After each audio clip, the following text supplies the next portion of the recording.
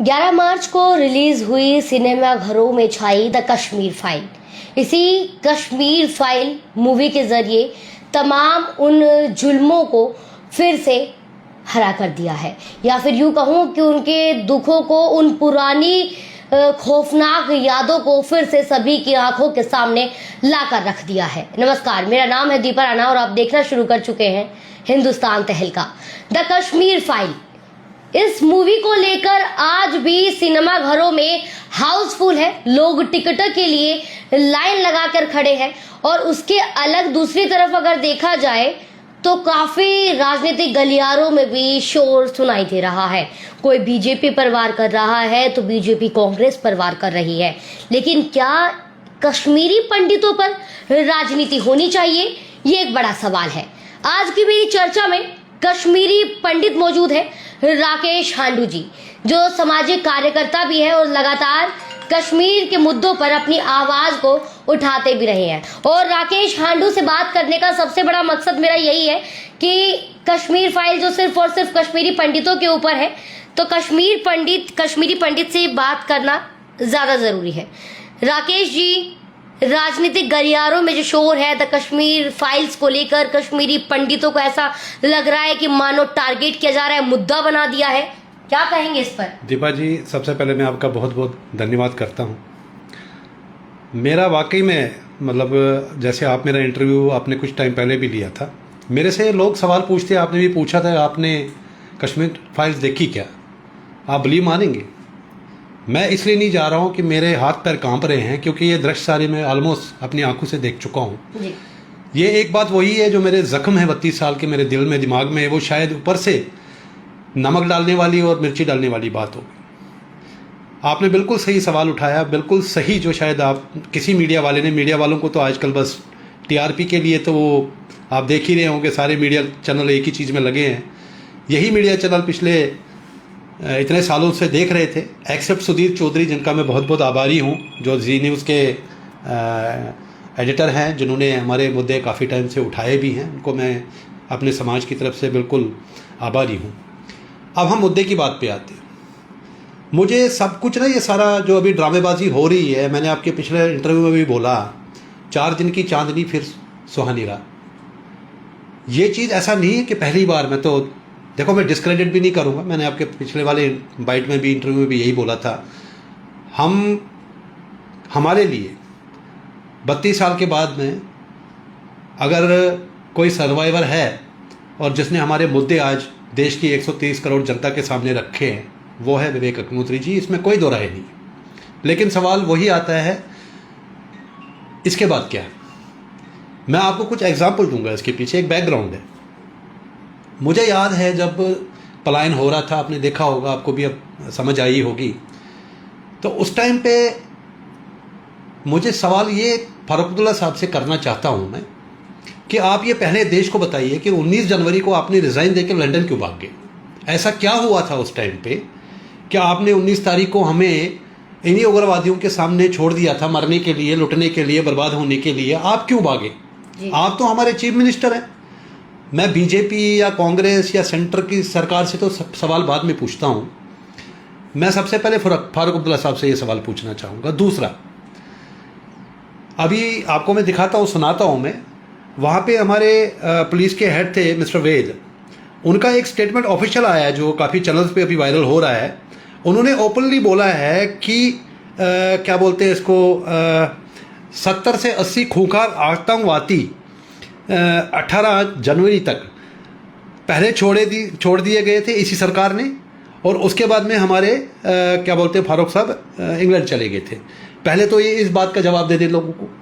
ये आज बोल रहे हैं इंक्वायरी कमीशन बिठा लो, आज ये बहुत कुछ बातें कर रहे हैं। इनका बेटा भी सामने है, जिसको पूर्व सीएम उमर अब्दुल्ला कह रहे हैं कि अपने पिता के बारे में सफाई देते हुए कि द कश्मीर फाइल में गलत तथ्य दिखाए गए हैं। मैं वही चीज़ तो पूछना चाहता हूँ आपके माध्यम से कि ये हमें ये बता देना कि भाई आज वेद साहब जो उस टाइम पुलिस के वहाँ पे चीफ थे, उन्होंने तो ओपनली ऑन रिकॉर्ड्स बोल दिए, पहले उनको जवाब दे देना कि 19 तारीख से पहले 70 खूंखार आतंकवादी जो हमारी बर्बादी का बाद में कारण बने। मैं आपको एक क्लिप सुनाता हूं, उन्होंने ओपन स्टेटमेंट दिया है।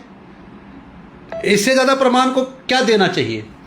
दूसरी बात ये है कि मुझे याद है, क्योंकि मैं उस टाइम पे सामाजिक कार्यकर्ता था। मैंने जब माइग्रेशन वहाँ से हुई थी तो हम लोग गीता भवन में रहे, और वहाँ पे जो लोग आ रहे थे बेचारे, जिनको पता नहीं था कहाँ जाना है, मैं आपके टीवी चैनल पे दिखाना भी चाहूँगा, क्योंकि लोग बात यही करते हैं ना, हमारे में प्रॉब्लम क्या है, वो कहते हैं self praise needs no recommendation. मेरे पास में तब की कुछ पेपर कटिंग्स हैं जो मैं आपके माध्यम से आपके चैनल पे दिखाना चाहूँगा कि मैं एक सामाजिक कार्यकर्ता था उस टाइम पे। ये उस टाइम का हमारा वहाँ पे कश्मीर का, जम्मू का एक न्यूज़पेपर था जिसको हम बोलते हैं कश्मीर टाइम्स। हम लोग वहाँ पे उस टाइम पे गीता भवन से जो मैं अपनी लेवल पे अपने समाज के मुद्दे उठा सकता था, मैं सबसे पहले धन्यवाद दूंगा गवर्नर साहब श्री जगमोहन जी का, जो उस टाइम पे हमारे लिए मसीहा बन के आए थे। और उन्होंने हमारा, चाहे वो स्कूल खोलना, चाहे कैंप लगाना, हमारे बच्चे वहाँ स्कूल छोड़ के आए थे, कॉलेज छोड़ के आए थे, उनको पता नहीं फ्यूचर, हमारे पेरेंट्स को कुछ पता नहीं, और बच्चे अपनी परेशानी में थे कि भाई स्कूल। जगमोहन जी को लेकर भी काफी सवाल है इस वक्त राजनीतिक गलियारों में। मैं वही चीज आपको बताना चाहूंगा प्रमाण के साथ में। जी। जगमोहन जी का जो आपने एक बुक है, शायद वो लोगों ने नहीं पढ़ी है, मैं इस आपके वीडियो के माध्यम से उनसे निवेदन करूंगा कि वो बुक आप पढ़िए। उसमें पूरा उन्होंने एक एक चीज़ तथ्य के साथ में, कि उन्होंने राजीव गांधी जी को उस टाइम पे जो हमारे देश के प्रधानमंत्री जी क्या चिट्ठियाँ लिखी, पूरा लिस्ट भेजी कि फारूक अब्दुल्ला साहब लंदन भागने से पहले कितने उग्रवादियों के नाम के समेत उसमें लिखा हुआ, उनके पूरे नाम है, किस किस उग्रवादी को छोड़ा गया है, बिना किसी कारण उनको छोड़ा गया और खुद भाग गए। तो इसमें मुझे लग रहा है कि ये उनसे मिले हुए हैं, इससे ज़्यादा प्रमाण तो चाहिए ही नहीं।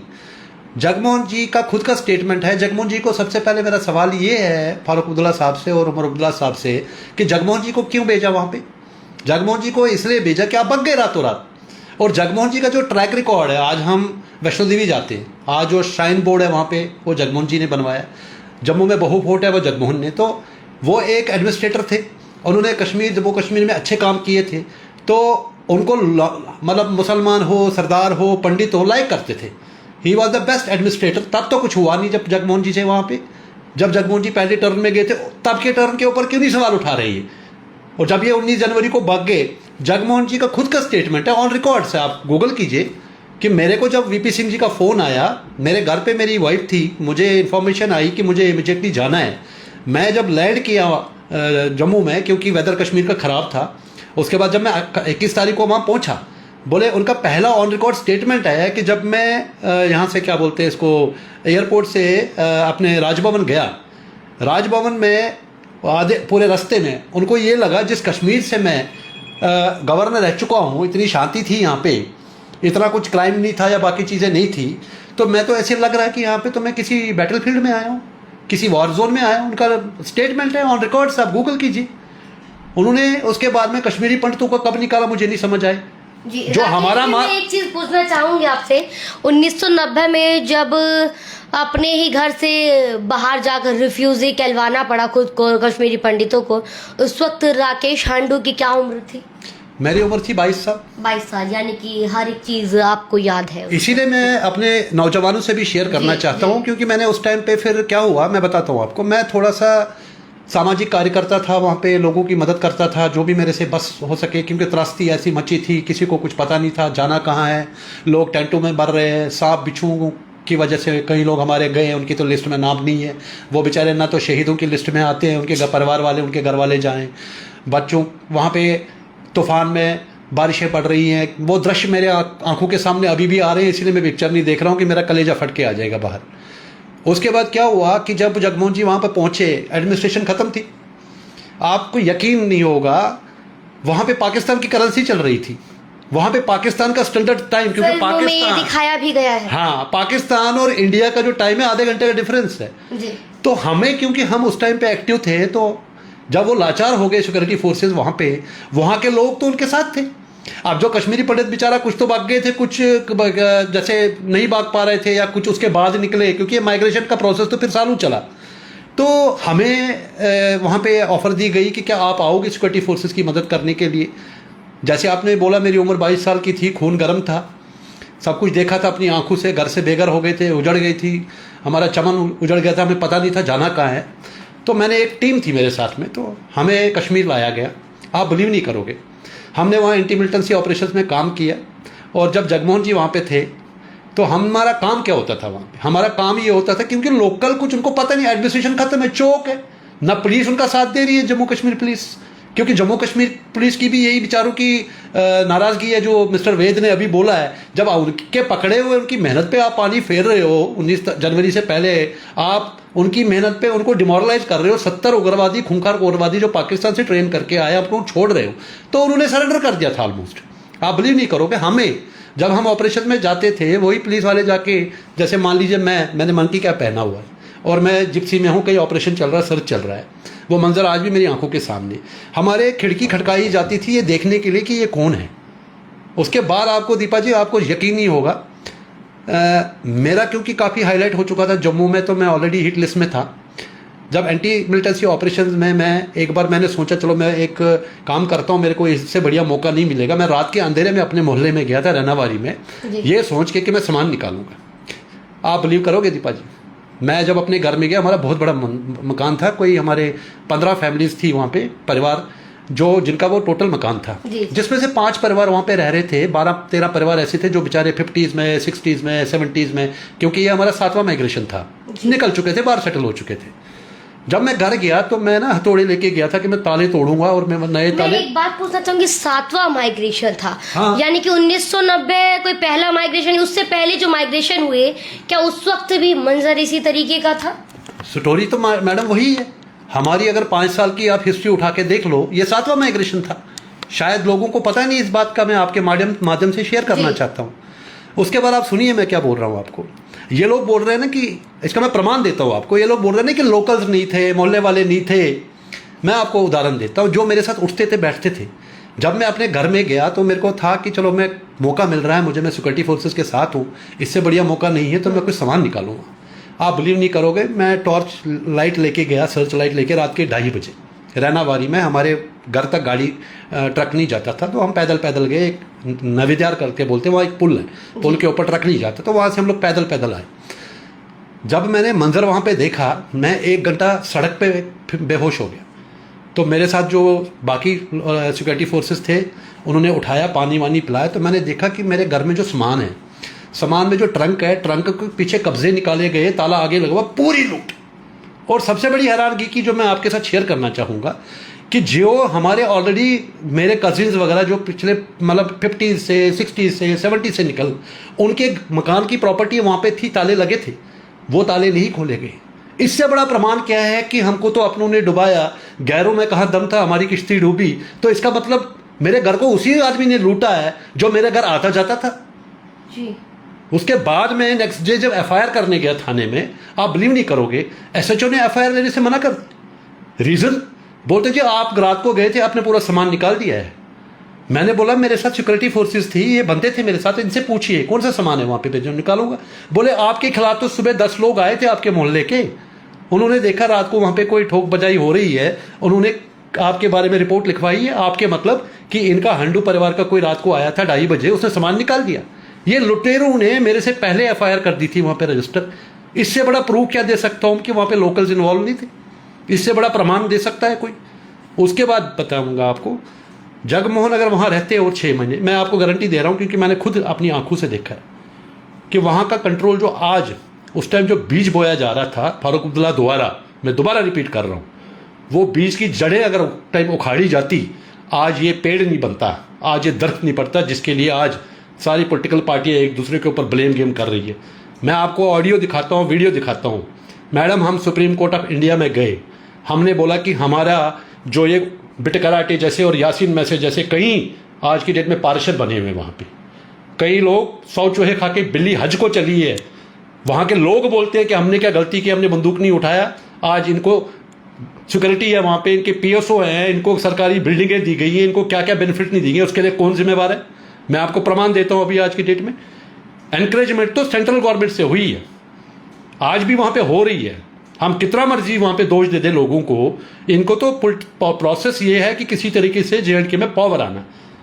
अब पीछे मैं ले जाता हूँ आपको 1987 तक कश्मीर में। ठीक है, हम कहते हैं पत्थर हमारे घर पे मारे जाते थे, इमरान खान के फोटोएं लगी रहती थी दीवार पे, जावेद मियादाद की लगी थी, इमरान खान आउट हो जाए तो मेरे घर के शीशे तोड़ेंगे। भाई मेरी क्या गलती है? वो वेस्ट इंडीज़ के साथ मैच खेल रहा है, वहाँ पे 80s में क्लाइव लॉयड ने एक बार स्टेटमेंट दिया था जब वहाँ पे बख्शी स्टेडियम में मैच हुआ था इंडिया वर्सेस वेस्ट इंडीज़। बोला मुझे अपने कंट्री में इतना सपोर्ट नहीं मिल रहा है जितना मुझे कश्मीर में मिल रहा है। जिसके बाद इसी फारूक अब्दुल्ला ने देश से माफ़ी मांग ली थी। मेरे पास इतने प्रमाण है, इतने प्रूफ है मैडम, मेरे सामने आके बात तो करे। एक एक चीज़ मेरे पास रिकॉर्ड में है मैडम। जी राकेश जी, इस वक्त जो दर्शक हमें देख रहे हैं, मैं उनसे यही कहना चाहूंगी कि इस वक्त मेरे साथ राकेश खांडू है, जो जिन्होंने आंखों देखा है वो सब कुछ, वो 1990 का वो पूरा खौफनाक मंजर। और इसीलिए हम राकेश खांडू के साथ जुड़े हैं, क्योंकि कश्मीर फाइल्स तो अब आई है, लेकिन इन्होंने पहले ही वो फाइल्स किस तरीके से बनी वो देख चुके हैं। आप अगर कुछ कहना चाहते हैं, कुछ पूछना चाहते हैं, आपके मन में कोई भी सवाल है, आप कमेंट करके ज़रूर हमसे जुड़िए, बात कीजिए। इस वक्त मैं आपके कमेंट पढ़ के आपको जवाब ज़रूर दूंगी। बाकी जो तमाम दर्शक इस वक्त हमें देख रहे हैं उन सभी का शुक्रिया। बाकी राकेश खांडू जी, एक सवाल और है मेरे मन में, काफ़ी लोगों के मन में है, जो मेरे जैसे लोग हैं, आम जो लोग हैं, वो ये पूछना चाहते हैं, अभी कश्मीर फाइल आई है, लोग ये कह रहे हैं कहीं धार्मिक दंगे ना हो जाए, कहीं जो एकता बनी हुई वो टूट ना जाए, फिर से वही माहौल ना पैदा हो जाए। आप कश्मीर आते जाते हैं या फिर कश्मीर में रहते हैं, एक बार पहले बताएंगे आप? देखिए, ये तो काली रात जो है ये सबको पता है। आप अभी कश्मीर रहते हैं? मैं कश्मीर आता जाता रहता हूँ, आज से नहीं। मैं ये समझ लिए 2008 में मैंने इसी फारूक अब्दुल्ला के अगेंस्ट में मैं गया था। मकसद एक ही था कि इसकी मैं पूंछ पे लात रखूं, उसको बोलूं तुमने जो षड्यंत्र रचा उस टाइम 1990 में कश्मीरी पंडितों को भगाने के लिए, जब तक मैं जिंदा हूं, मेरी आज 55 साल की उम्र है, मैं अपना हक कश्मीर पे नहीं छोड़ूं। मैं अपने बच्चों के लिए, अपने समाज के लिए, समाज के बच्चों के लिए अपना हक नहीं छोड़ूंगा। राकेश जी, अभी कश्मीर फाइल्स के बाद क्या वहाँ का माहौल, कश्मीर का माहौल इसी तरीके से है या कुछ हलचल वहाँ भी है? देखिए, हलचल वहाँ पे ये है कि अब जावेद जैसे लोग, आजकल आप देखोगे सोशल मीडिया पे भी, जिसने अपना दृश्य देखा वो बोलता मैं 13 साल की उम्र में था बीरवा से, वो आज बोल रहा है मुझे पता है कुछ लोग जो इसके साथ में हैं, और कुछ लोग जो अब धीरे धीरे करके उनके पर्दे उठ रहे हैं, जो उनको अभी तक, देखिए मैं बताता हूँ आपको, इसका उदाहरण देता हूँ। जैसे हमारे बच्चे बाहर पैदा हुए, अब वो देख रहे हैं जो उन्होंने अपने दादा से, परदादा से, माँ से, बाप से सुना था, आज उनकी आंखों के सामने दृश्य आ रहे हैं। आप देख रहे होंगे वो कितने भावुक हो रहे हैं, हम लोग कितने भावुक हो रहे हैं कि हमारे जख्मों के ऊपर जो मतलब अभी मिर्चियाँ और वो जो आप बोलो नमक के बाद जो पेन होता है, वो पेन उभर उभर के बाहर आ रहा है। वैसे ही वहाँ के लोगों को मैंने प्रैक्टिकली एक्सपीरियंस किया। जब मैं 2008 में भी इलेक्शन लड़ने गया तो मैंने कई लोगों से वैसे सवाल पूछा। उनसे मैंने पूछा, मैंने बोला भाई तुम लोगों को क्या यहाँ पे बताया गया जब से तुम पैदा हुए? बोले हमें ये बताया गया है कि हम आप लोगों को यहाँ पे जगमोहन ने निकाला। तो अब उनको जो ब्रेन वॉशिंग वहाँ पे की गई थी, जो पर्दा बिठाया गया था, क्योंकि देखो आज की डेट में जितना सोशल मीडिया स्ट्रांग है वो 90 में नहीं था। ये वहाँ पर कौन लोग बोलते हैं? क्या वो हिंदू है या मुस्लिम धर्म से जुड़े लोग? वहाँ सब लोग बोलते हैं ना, हिंदू है जो, वो भी नहीं, हिंदू तो वहाँ पे वही है जो अब गए हैं पीएम पैकेज में गए, या जो परमानेंट है वो तो बेचारे पहले भी नहीं बोलते थे, आज भी नहीं बोलते जी। उनके तो 24 घंटे जवाब आता है कि जगमोहन द्वारा यहाँ से कश्मीरी पंडितों का पलायन किया गया है, वो मुस्लिम है। वहाँ पे मुस्लिमों को, बच्चों को वही सिखाया गया ना बचपन से कि कश्मीरी पंडितों को किसने निकाला यहाँ से, थी जगमोहन है, जगमोहन है।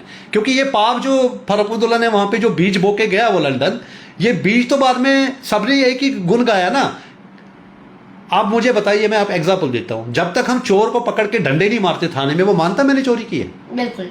आज तो मैं गवर्नमेंट ऑफ इंडिया से निवेदन करता हूँ, लेकिन चोर को तो पकड़ भी लिया और चोर ने अपना गुनाह भी कबूल कर लिया, बावजूद उसके यासीन मलिक और आपके दूसरे बिट्टा जैसे लोग इसी तरीके से घूम रहे हैं। मैंने कल से ना कुछ वीडियो देखे हैं, तो मैं अपने बच्चों को, अपने जो हमारी यूथ है हमारी कम्युनिटी से और कम्युनिटी के बाहर भी, तो मैं उनको एक चीज़ समझाना चाहता हूँ। जब उनसे इंटरव्यू करता है मीडिया, वो बेटा को कोरिलेट करते हैं कि जी उन्होंने मनमोहन सिंह के साथ फोटो खिंचाई है और वो 20 कश्मीरी पंडितों का कातिल है, मतलब 20 से ज़्यादा। तो उनको मैं ये बोलना चाहूँगा कि जो मनमोहन सिंह जी ने जिसको वेलकम किया था, इंक्लूडिंग हमारे इंडिया टुडे कनक्लेव में, इसी यासीन मलिक को यूथ आइकॉन प्रेजेंट किया गया हमारे देश में, और हम लोग मूक दर्शक थे, 130 करोड़ की आबादी देश की देखती रही। अब आज उनकी आंखें खुल रही हैं। मैं आज एक ट्वीट पढ़ रहा था, जो मिस्टर महिंद्रा हैं इंडिया टुडे के, जो उन्होंने हमारे ट्विटर हैंडल ब्लॉक कर दिए थे जब हमसे सवाल किया इंडिया टुडे में, आपने इस कातिल को कैसे बुलाया, मनमोहन सिंह जी ने इसको माला कैसे पहना दी यहाँ पे कातिल को। अब क्या हो रहा है, लोगों में कन्फ्यूजन हो रहा है। वो बोल रहे हैं कि बिट्टा बिटा कराटे को बुलाया था। आप बिटा कराटे का मैं बैकग्राउंड बताता हूँ आपको, शायद लोगों को मालूम नहीं होगा, आपके माध्यम से उसके मेरे पास प्रमाण भी हैं। जी। बिटा कराटे ने सबसे पहला जो मर्डर किया उसका नाम था सतीश टिक्कू। वो मेरा जिगरी था, मेरा भाई था, हम लोग उठते बैठते थे बचपन से। उसको हम बोलते थे टाइगर ऑफ कश्मीर। जितने भी अबाकदल में रहने वाले लोग थे या जितने भी लोग उनको जानते हैं, बेटा कराटे क्यों बोलते हैं ये किसी को नहीं मालूम। वो कराटे इसलिए सीखता था क्योंकि वो उस टाइगर को नहीं मार पा रहा था। इनका एक ही मिशन था, क्योंकि वो टाइगर था, इसको मारो। ऐसे वही कई टाइगर थे वहाँ पे जिनके मैं आज नाम लेना चाहूँगा। एक को हम बोलते थे बतजन, एक को हम बोलते थे शादीलाल। आज माइग्रेशन के बाद चलो सतीश तो उसको तो बेटा ने मारा, हमारे जो टाइगर थे वो बेचारे अब मतलब बिलू में रह के उनको कभी हमने प्रोत्साहित नहीं किया, आगे नहीं लाया। दूसरी बात, ये बिटा कराटे को जब सतीश गलदार को मारने भी एक दो बार आया और पिट के गया वहाँ से, तो इसने क्या किया, चोला पहन के ये उसका दोस्त बन गया। और सतीश टिक्कू के घर पे ना ऊपर वो सुबह उठ के वेट लिफ्टिंग करता था, वो अपने सिर्फ फिजिक्स के लिए। मेहनती लड़का था, सुबह बेचारा साइकिल पे जाता था, दवाइयाँ बेचता था, कलेक्शन करके आता था। दोपहर को उसका रूटीन था, क्योंकि मैं उठता बैठता था उसके साथ। दोपहर को वो खाना खा के घर में 2 घंटे सोता था और शाम को अपनी फादर की दुकान पे आता था। हब्बा कदल बिल्कुल ब्रिज के किनारे उसके फादर की दुकान थी, तो फादर को शाम को 5 बजे रिलीव करता था, उसके बाद दुकान पे बैठता था। अब हुआ क्या, बेटा कराटे दोस्त बन गया, तो वो रोज आए, ऑटो बाहर रखे और उसके यहाँ पे वेट लिफ्टिंग करे। अब आपके घर जो दोस्त आ रहा है जिसके साथ उठते हो बैठ, तो मतलब बड़ी सरप्राइजिंग की बात है। तो एक दिन फरवरी का टाइम था, ये 2 फरवरी की बात है, एग्जैक्ट मैं बता रहा हूँ, 2 फरवरी 1990 की बात है। बेटा कराटे उसके घर पे आया, तो रूटीन में ये सो रहा था, जो उसकी रूटीन थी लाइफ की। तो इसकी सिस्टर थी नीचे, वो सब्जी काट रही थी। तो ये 2-3 लड़के आके तो उसके हाव भाव से और उसकी बातों से उसको कहीं ना कहीं थर्ड सेंस काम कर गई। तो उसको लगा कि जिस हिसाब से हमारे घर में आता है जाता है, मेरे भाई का दोस्त है। तब तक हमको पता नहीं था कि क्या हुआ है, कब पाकिस्तान से गन लेके आए, जो हमारे लिए एक नाइटमेयर था। हमें पता ही नहीं चला हमारे दोस्त कहाँ गायब हो गए, कहाँ से ट्रेनिंग करके आए, क्या हुआ क्या नहीं हुआ।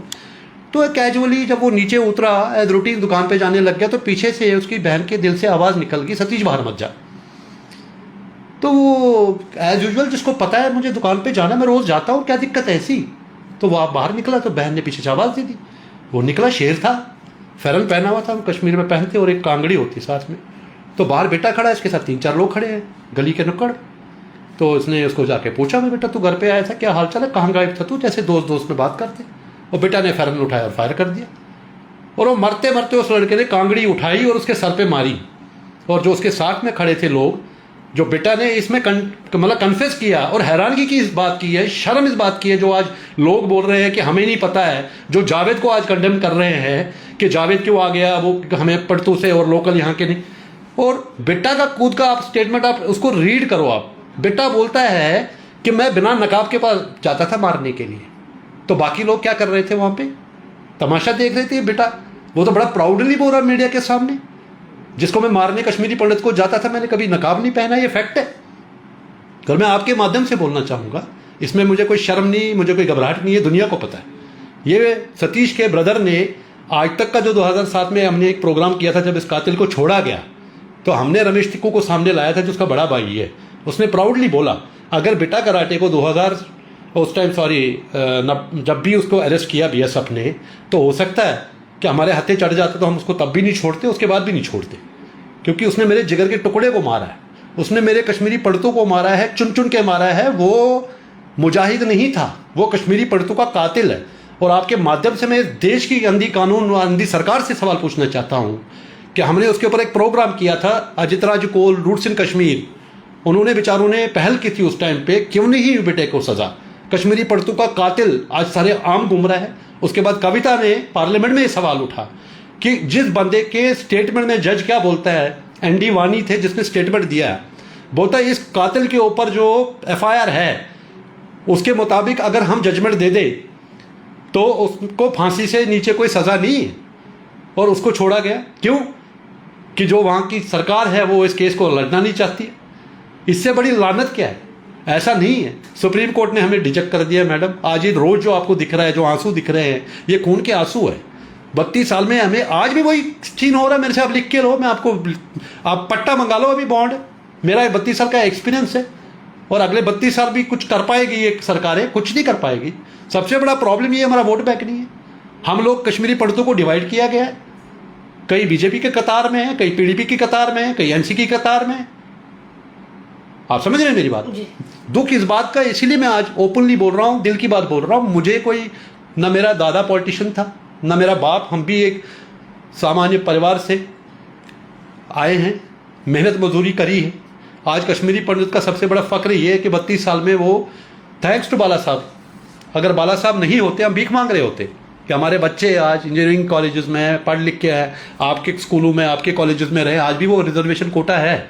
बाला साहब के अलावा इस कम्युनिटी को किसी ने नहीं पूछा आज तक, चाहे कोई भी छाती ठोक दे, चाहे कोई भी पीठ थपथपा ले, किसी ने नहीं किया। और मुझे आगे उम्मीद नहीं लग रही है जी। ये 4 दिन की चांदनी फिर अंधेरी रात, अभी सबको निकाल निकाल के लाया जाएगा, आप देखते जाइए। मौजूदा सरकार ने धारा 370 हटाई, अपनी पीठ भी थपथपाई। क्या कश्मीरी पंडितों के लिए फिर से शांति का माहौल बना पाई? मैं 370 पे आता हूं। मेरी 22 साल की उम्र थी, क्योंकि मैंने सब आंखों से देखा है, फील किया। मैंने क्या, हजारों लोग हैं ऐसे। कश्मीरी पॉलिटिशियन मुफ्ती और अब्दुल्लाज ने 370 को कश्मीरी मुसलमानों को कैसे बेचा? ये एक स्पेशल स्टेटस दिया गया था, जो एक टेम्परेरी प्रोविजन था उस टाइम पे जब मर्जर हुआ था। महाराजा हरी सिंह थे उस टाइम पे, शेख अब्दुल्ला इनके नेता थे, जिसको गलती करके उस टाइम जवाहरलाल नेहरू ने जेल से छोड़ा। एनीवे, वो तो एक पास्ट हो गई है। 370 को इन्होंने ऐसे बेचा कि अगर यहाँ पे मुस्लिम मेजॉरिटी स्टेट है, यहाँ पे कई लोगों ने बोला इजराइल बना देंगे, कई लोगों ने बोला जी यहाँ पे बाहर के लोगों को बसाया जाएगा। जब 370 हटाया गया तो पूरी दुनिया में ये हो गया जिसका आप डोरा पीट रहे हैं। लेकिन देश के लोगों को ये नहीं पता है, जो मैंने आपके पिछले वाले वीडियो में आपको प्रमाण भी दिखाए थे। अब वहाँ पे नया कानून क्या आया जी? भाई हम तो ये कह रहे हैं कि हम 5% भी नहीं थे वहाँ पे। आज कश्मीरी पंडितों को आप वहाँ पे बसाओगे तो वो 5 से 6% नहीं होंगे। मुझे तो लगता है अब 1% भी चली जाए तो वो बहुत बड़ी बात है। वो भी एक चैलेंज है गवर्नमेंट ऑफ इंडिया के लिए। तो यहाँ के लोगों को, जैसे आज वहाँ का आदमी मुसलमान हो, हिंदू हो, सरदार हो, बौद्ध हो, जैन हो, कोई भी हो, वो देश क्या पूरे वर्ल्ड में कहीं भी प्रॉपर्टी अपनी ले सकता है। तो जब ये स्टेटस आपने 370 का हटाया तो आप ओपन कर दो ना कि कोई भी लोग जाए वहाँ पे बसे। तो जो वहाँ पे पॉपुलेशन का इम्बैलेंस है तो वो बैलेंस कर दो ना। आपने नया कानून ला दिया डोमिसाइल का, आपको पता नहीं उस कानून में क्या है। आपको वहाँ 15 साल का दिखाना पड़ेगा। अगर आपके फादर, ग्रैंडफादर, आपका ब्रदर, आपका सिस्टर, आपका कजिन कोई वहाँ पे 15 साल किसी सेंट्रल गवर्नमेंट जॉब में रहा है या किसी स्टेट गवर्नमेंट में जॉब में रहा है, तो आपको वो प्रमाण के बाद में आपको डोमिसाइल मिलेगा, तब आप वहाँ रह सकते हो। तो आप ये बताइए ये क्या बैकडोर से एंट्री हुई? तो कंफ्यूज्ड है, समझ नहीं आ रहा है। इसीलिए क्या है कि मैं क्यों दिल से बोल रहा हूँ आपको कि मुझे उम्मीद नहीं लग रही है मैडम। आज भी हम जैसे लोगों को एनकरेज कर रहे हैं ये लोग। आज अब मैंने बोला ना आपको, आप देख लीजिए पॉलिटिकल पार्टी में हमें कोई पॉलिटिक्स का शौक नहीं है ना संतरी बनने का। हम कहते हैं ना एक वॉरियर और वैरियर में फ़र्क होता है। मैं बचपन से वैरियर रहा हूँ, मेरे पास प्रूफ है मैडम, मैं आपको दिखा दूंगा। जिसको भी चाहिए होगा आपके चैनल के माध्यम से मैं उनसे रिक्वेस्ट करूँगा।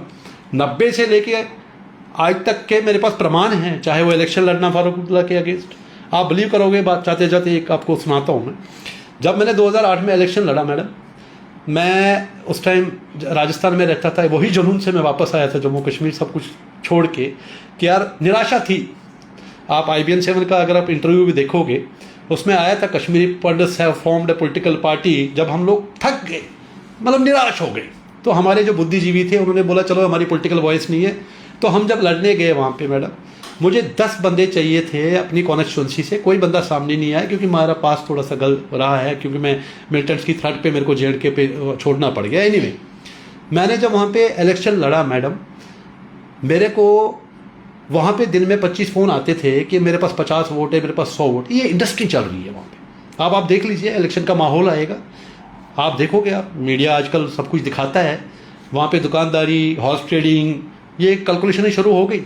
और जाते जाते एक चीज़ और बोलूँगा आपको, मैं 2 दिन पहले मेरी जान में ना थोड़ी सी जान आ गई कि मीडिया ने चला दिया कि जब से कश्मीर फाइल्स आई है, कश्मीरी पंडितों का दर्द दिखाया जाया, लोग अब सड़कों पे निकल रहे हैं, यंग जनरेशन को बताया जा रहा, जो कारपेट के नीचे 32 साल से हमारा दर्द रखा गया।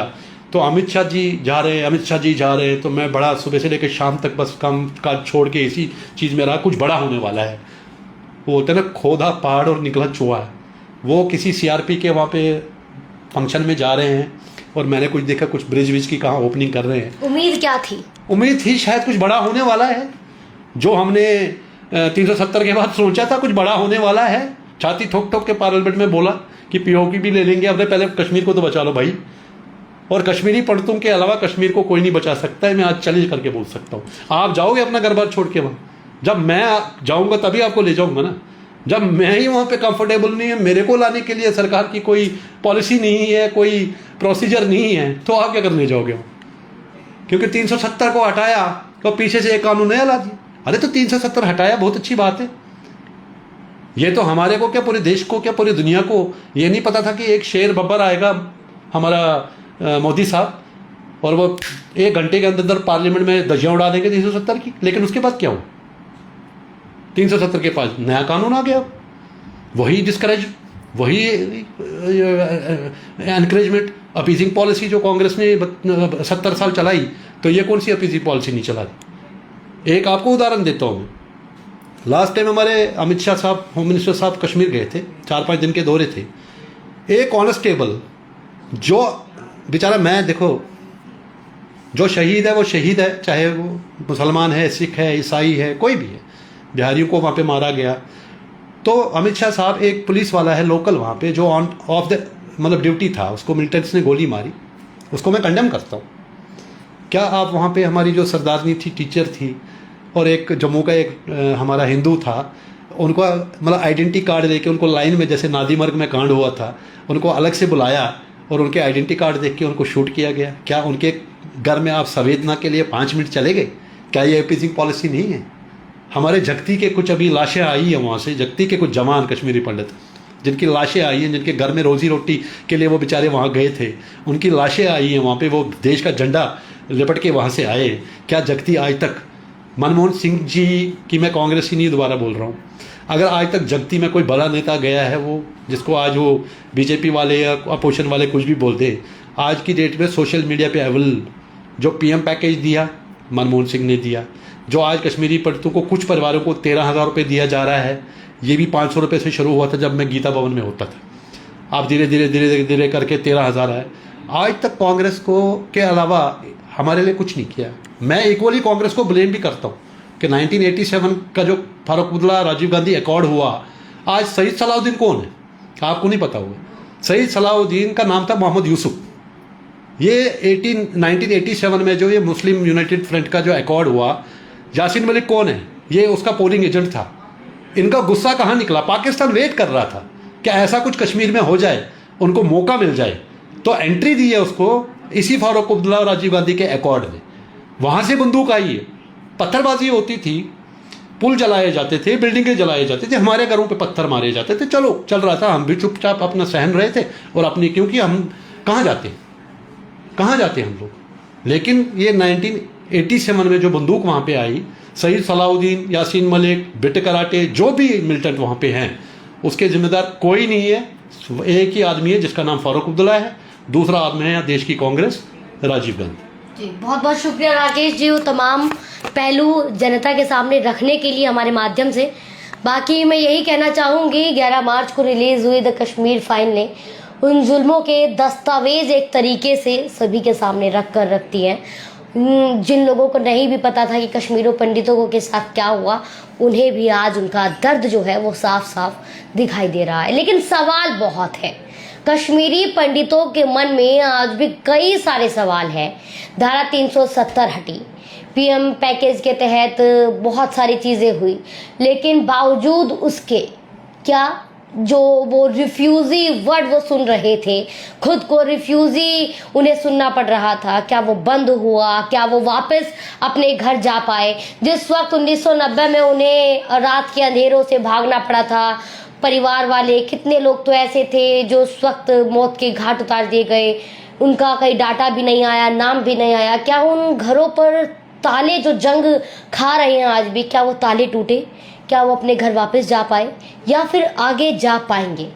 तमाम ये सवाल है जो राकेश हांडू इस वक्त हिंदुस्तान तहलका के माध्यम से पूछ रहे हैं। आप राकेश हांडू की इन तमाम बातों को सुनकर क्या कहना चाहेंगे, कमेंट करके ज़रूर बताएं, और इस खबर को, इस वीडियो को जितना हो सके शेयर कर दीजिए, क्योंकि ये सिर्फ और सिर्फ इंटरव्यू या कोई डिस्कशन नहीं है, बल्कि ये आंखों देखा सच है जो एक कश्मीरी पंडित राकेश हांडू ने हमें बताया है। फिलहाल के लिए विदा चाहती हूँ, शुक्रिया। धन्यवाद आपका बहुत बहुत।